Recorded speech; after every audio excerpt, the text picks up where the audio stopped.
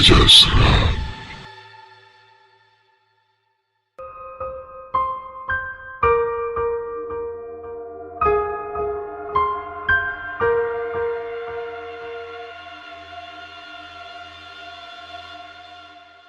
Assalamualaikum warahmatullahi wabarakatuh. Kembali bersama saya, Mbak Tukiem, janda kembang pasir, yang menjadi rebutan lelaki hidung belang, di desa saya.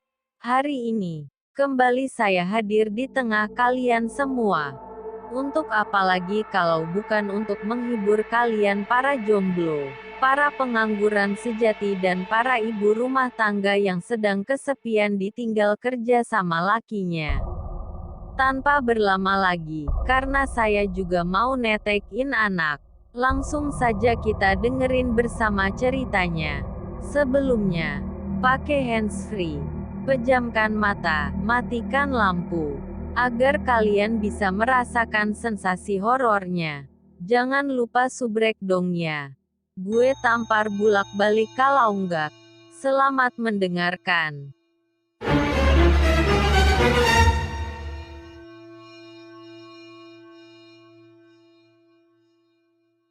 Cermin mistis. Aku berdiri di depan cermin besar. Tubuhku tidak tampak di sana. Hanya seorang wanita cantik yang selalu membuatku iri. Aku menatap sinis wanita di balik cermin itu. Ketika lenganku bergerak, ia selalu mengikuti apa yang kulakukan. Seperti saat ini. Ketika aku tersenyum, ia membalas senyumanku. Kugenggamkan jari-jari tanganku dengan kuat. Aku mengepal ke arah cermin. Wanita itu mengikuti apa yang kulakukan. Hanya tangannya lebih halus dan putih dari tanganku. Bahkan kuku-kuku indahnya berbanding terbalik dengan punyaku yang tajam dan hitam. Rambutku yang terburai tidak teratur, berbeda sekali dengannya yang tertata rapi bahkan hitam tergerai indah. Aku tidak berani membandingkan tubuh dan wajahnya. Semua seperti langit dan bumi. Aku yang keriput dengan cekungan mata besar dan hitam. Ditambah bola mata kemerahan dan hidung pesek. Berbeda sekali dengan kulit wajahnya yang halus. Mata sayu dengan bulu mata lentik, serta hidung mancungnya yang menggemaskan.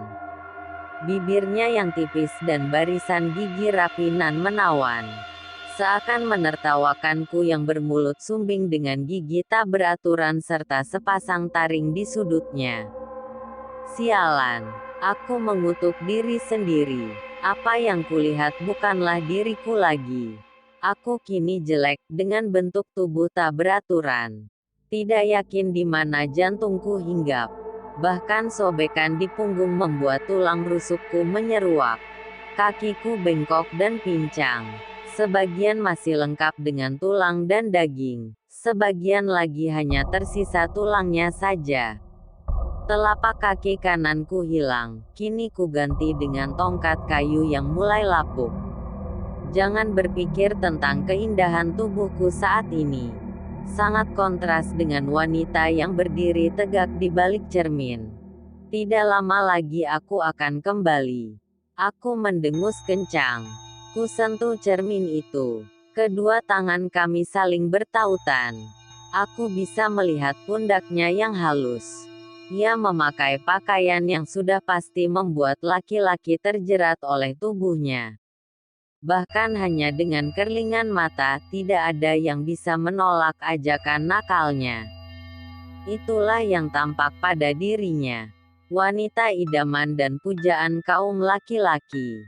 Semua yang tampak padanya sangat sempurna untuk sekedar menjadi seorang wanita di bumi. Ia adalah jelmaan bidadari dari langit. Itulah yang sering kudengar dari mulut-mulut kotor di tepi jalan. Aku tahu dia bukan wanita murahan seperti apa yang mereka pikirkan. Hanya saja, aku juga tidak bisa menampik kalau dia telah berpredikat kotor.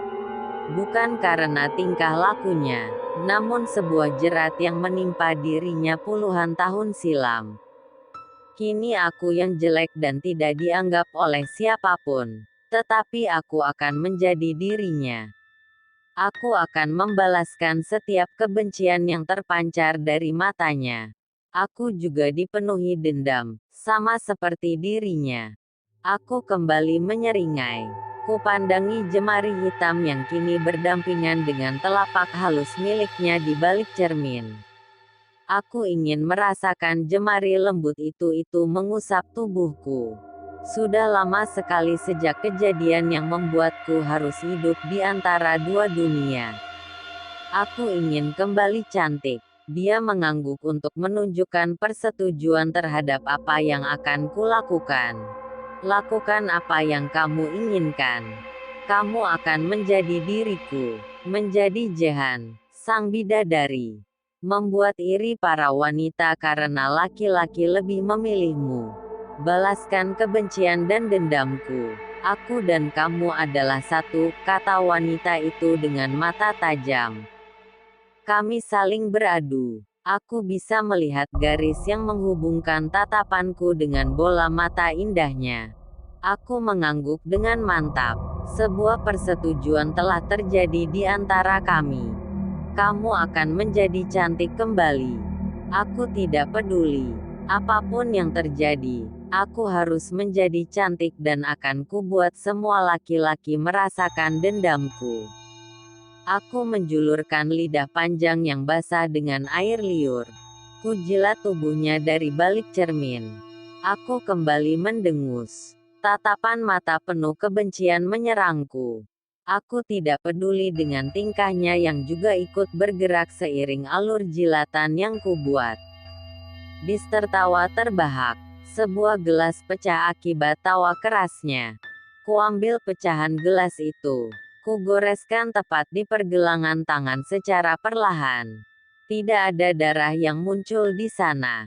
Hanya kulit terbuka penuh nanah yang terburai. Aku tersenyum getir. Kulempar kembali pecahan itu dan kali ini menimpa cermin besar itu. Kuambil tongkat hitam di belakangku, lalu diayunkan ke arah cermin. Perang. Suara pecah yang keras timbul akibat hantamanku. Cermin itu pecah berkeping-keping. Jatuh ke lantai tanah.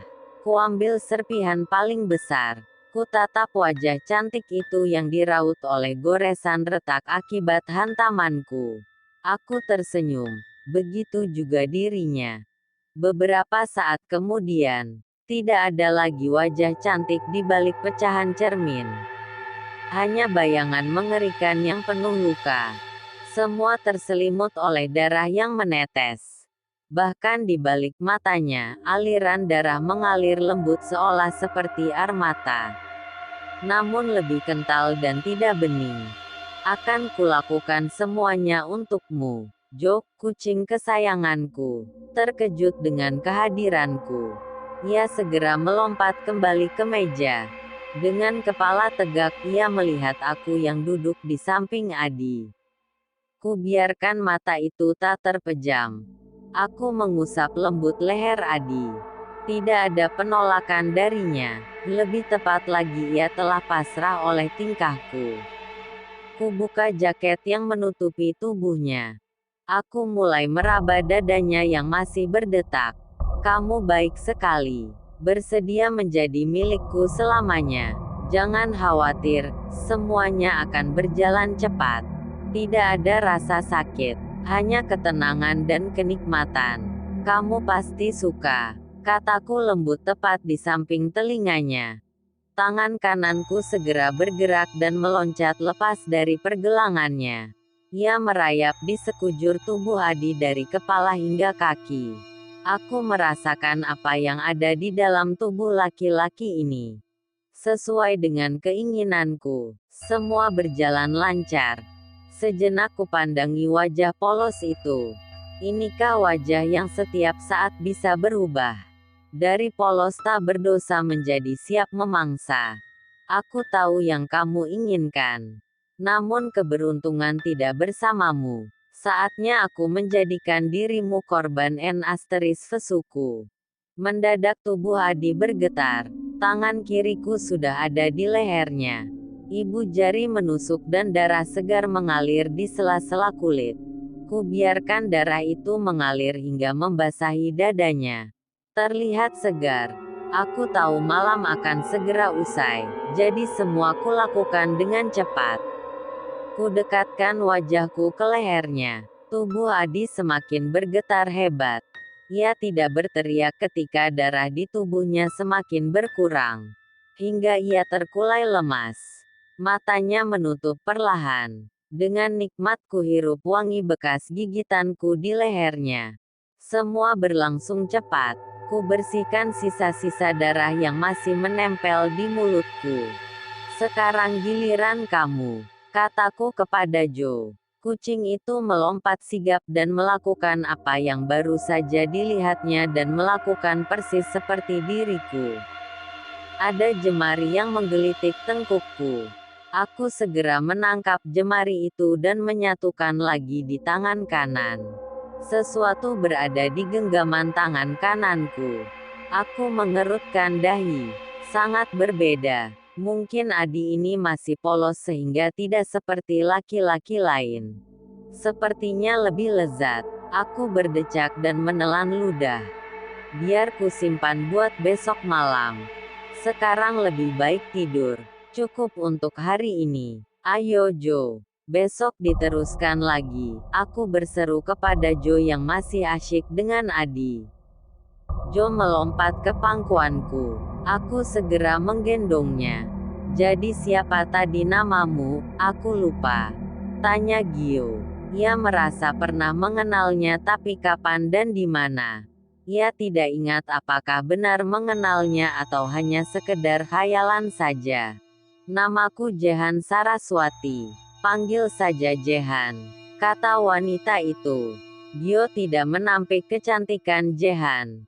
Sungguh sempurna, bahkan lebih dari sekadar bidadari. Perlahan ia mendekatkan duduknya agar bisa mencium aroma parfum khas yang keluar dari tubuh Jehan. Kamu berlibur di sini. Yang jelas kamu bukan rombongan dari kampus kami.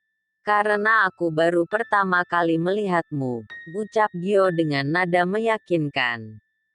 Jehan tersenyum. Ia terbiasa oleh tingkah laki-laki ketika berhadapan dengannya. Aku menginap di sana, itu milik pamanku, kata Jehan sambil menunjuk sebuah bangunan di atas bukit kecil. Gio terperajat ketika mengalihkan pandangan ke arah yang ditunjuk Jehan. Ia tidak melihat apapun sedari kemarin di bukit sana. Dan kini tiba-tiba sebuah villa megah berdiri di atas bukit itu. Aneh kenapa aku gak lihat ada villa di sana. Kemarin sempat jalan-jalan lewat bukit itu, desah Gio. Namun pikiran itu segera disingkirkannya. Ia merasa mungkin penglihatannya terganggu atau ia kurang teliti memperhatikan sekitar. Kamu sendiri di sana? Tanyanya lagi kepada Jehan. Udara dingin pegunungan menambah sesuatu yang lain di pikiran Gio. Ia sadar wanita secantik Jehan akan menjadi rebutan laki-laki dimanapun dia berada. Tetapi tidak untuk sekarang, hanya ada Gio seorang. Jadi sebuah kesempatan terpampang di depan mata. Ya, aku sendiri. Ayahku pulang pagi ini karena urusan kantor. Sedangkan liburanku masih panjang. Jadi aku menikmati kesendirian di sana, jawab Jehan sambil tersenyum lebar. Oh begitu. Gio menanggapi ucapan itu dengan penuh maksud. Udah dulu ya. Aku harus kembali. Gak enak ditinggal lama-lama. Serga Jehan membuyarkan lamunan sejenak Gio yang belum tuntas. Silahkan, senang bisa berkenalan denganmu, sahut Gio dengan senyuman lebar. Jehan segera meninggalkan Gio yang masih terpaku oleh langkah kaki wanita itu. Pandangan matanya mengekor setiap tubuh Jehan yang semakin menjauh. Ia terus melihatnya hingga di ujung jalan tepat di samping vilanya. Tidak ada yang aneh di sana, hingga sebuah angin tiba-tiba mendesak tubuh Gio untuk berlindung. Gio segera berdiri di balik pohon besar. Angin itu terus berhembus dan semakin besar. Dahan dan daun-daun pohon itu beterbangan. Gio membungkukkan badan.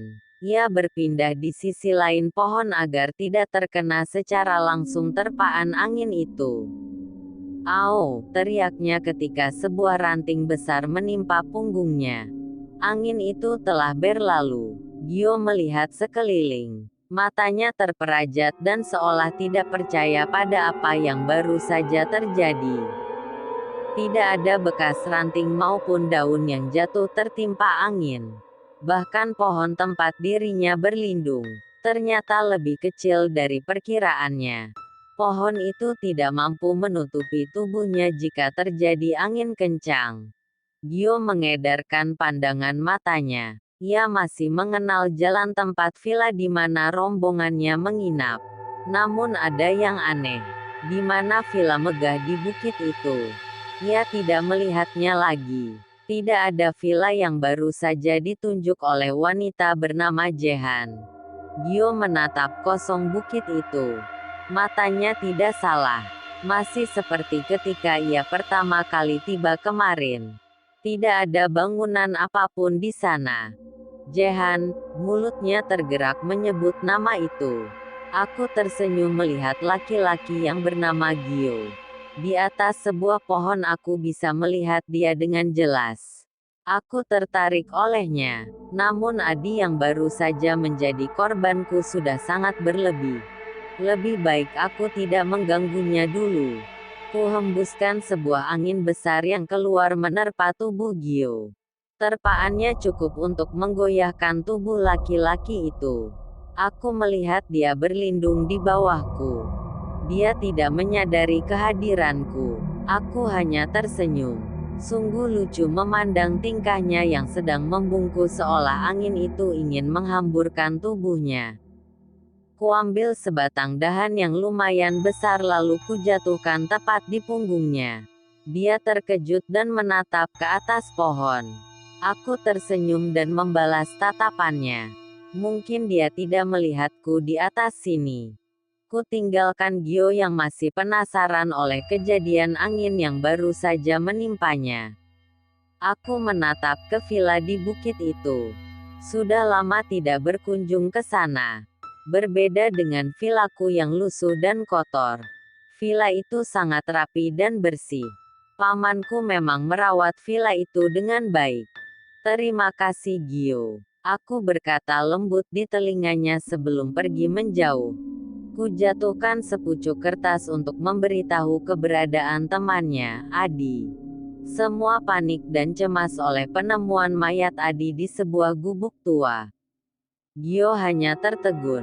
Tangannya meremas gemetar kertas yang telah mempertemukan sahabatnya dalam kondisi tak bernyawa. Polisi yang menyusuri tempat itu tidak melihat sesuatu yang mencurigakan. Namun kematian Adi serasa aneh. Tubuhnya masih utuh padahal telah seminggu dia menghilang dan tidak ada bekas luka apapun. Semua tampak wajar dari luar, namun tidak dengan bagian organ dalam tubuhnya. Jantung Adi tidak berada di tempatnya. Seolah ia hanya robot berbentuk manusia. Tidak ada darah yang membeku. Semua kosong. Gio semakin takut oleh peristiwa ini. 2 hari yang lalu tanpa sengaja dia melihat wanita yang mirip Jehan. Tepat di dalam rombongannya sebelum beranjak meninggalkan daerah ini. Ia membaca isi kertas itu untuk ketiga kalinya. 50 meter sebelum tikungan dari villamu, ada sebuah gubuk tua. Sahabatmu ada di sana. Aku tidak janji. Dia masih bisa tersenyum. Sebaiknya kamu segera ke sana, sebelum terlambat. Dan jangan lupa kalau aku selalu melihatmu. Tersenyumlah ketika aku menemuimu. Aku kesepian. Mungkin aku akan membawamu ke villa megah yang pernah kutunjukkan padamu. Tentu saja, tidak sekarang. Karena aku masih menikmati darah dan jantung segar dari sahabatmu. Tangan Gio bergetar hebat. Kertas itu jatuh terinjak oleh kerumunan orang yang mengerubuti penemuan mayat sahabatnya. Ia sadar mengapa jantung Adi tidak berada di tempat semestinya.